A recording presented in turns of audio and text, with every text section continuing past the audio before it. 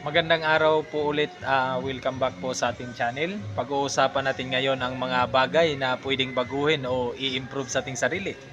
May mga tao talaga na likas na malakas at ang personalidad at ang nag-uumapaw ang self-confidence. May mga tao din namang palaging may pagdududa sa kanilang sarili, sa kaya nilang gawin. Kung isa ka sa mga tao na napabilang sa palaging may pagdududa sa sarili at ina-underestimate ang kakayahan ng iyong sarili, well, para sa iyo ang video na ito. At sana mapanood mo ang video na ito hanggang dulo. Kahit hindi ka mag-follow or mag-subscribe, ang mahalaga, makatulong ako sa iyo sa ganitong paraan na ma-improve ang iyong sarili. May mga bagay kasi na madalas meron ka na, kaya lang hindi ka aware dahil nakapokus ka na lang sa mga negatibong bagay na nangyayari sa iyo. Kaya naman pagkatapos mong mapanood ang video na ito, simulan mo na ang maging positibo. At hayaan mo ang mga na aking babanggitin na makakatulong sa iyong sarili at sa iyong paglago. Bago natin simulan, please palike naman ang ating video para tulungan tayo ni Facebook o YouTube na maikalat ang video na ito para makatulong din tayo sa iba. Ngayon magsishare ako ng payo kung bakit kailangan mong mas magtiwala sa iyong sarili at bakit mo maging asset ang iyong sarili at ang iyong personalidad. Number 1, maging matalino. Alam naman natin na lahat tayo ay may kanya-kanyang kakayahan. Kung hindi mo pa ito na-discover sa iyong sarili, maging mahinahon ka lang. Dahil maraming tao ang nagtagumpay na huli din nila nalaman kung para saan talaga sila. Isang patunay dito ang founder ng isang kilalang fast food chain sa Pilipinas.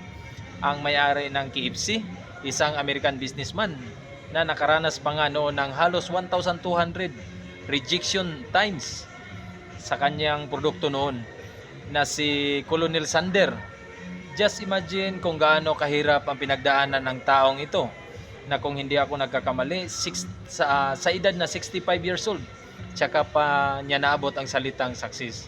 So ibig sabihin, hindi mo pwede sabihin sa akin ngayon na may edad ka na para umpisahan ang pangarap mo. Ang masasabi ko lang sa iyo, hindi pa uli ang lahat para abutin mo ang mga pangarap mo sa buhay. Huwag mo lang isipin na hindi ka magaling sa kahit ano. Sa halip na pag-aksayahan mo ang pag-iisip sa mga bagay na hindi naman nakakatulong sa iyo para maabot mo ang mga pangarap mo, ay i-google mo na lang ito sa oras mo sa pagdiskubre na kung ano ang pasyon mo. Kahit alam nating napakahirap dahil hindi mo alam kung saan ka mag-uumpisa. Pero once na makita mo ito, mararamdaman mo ang saya sa dibdib mo. Number 2, paraan. May mga pagkakataon sa buhay natin na nakakaisip tayo ng mga paraan, mga idea, pero hindi naman natin pinapansin. Siguro iniisip mo na ito ay isang imposible. Pero madalas ito pala ang mga brilliant na idea na dapat ginawa natin. Isipin mo na lang ang mga inventors. Kung nagdududa sila sa sarili o sa kakayahan nila, malamang wala sanang sasakyan na panghimpapawid ngayon na kilala sa tawag nating eroplano.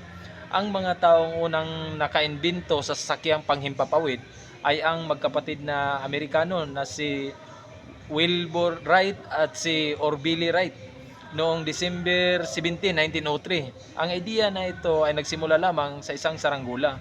Siguro kung isipin natin, ang pinagdaanan nila hindi siguro madali, pero malinaw na sa atin na nothing is impossible talaga. Naniniwala ang mga taong ito na kaya nilang palutangin ang bakal sa hangin. Kaya naman, lalo sa panahon natin ngayon, na sa teknolohiya na tayo. Huwag mong isiping yung ideya mo walang pakinabang o imposible. Maraming idea noon na tinatawanan lang ng iba, pero ngayon napakinabangan na natin. Sa dami-dami na ng ating resources sa ngayon, mag-research ka lang para may sa katuparan ang pinapaniwalaan mong pangarap o sa iyong sarili, dahil yun ang magpapalakas sa iyo. Number 3, attitude. Ang kabuuhan ng iyong pagkatao ay nakadepende sa tiwala ng iyong sarili o kung paano mo i-improve ito. Kasi kung may attitude ka, kusa na lang nagagawin ang lahat. Basta may tamang ugali ka para dito. Lahat ng aspeto ng buhay, kung isa-isahin natin, kung hindi naman kulang, sobra naman para mabuo ang iyong sarili. Number 4, edukasyon. Hindi ako naparito para i-discriminate o imamaliit ang mga nag-drop out o hindi nag-aaral. Dahil kasi napakarami kong kakilala na nagtatagumpay na sa buhay na hindi naman nakapagtapos sa pag-aaral.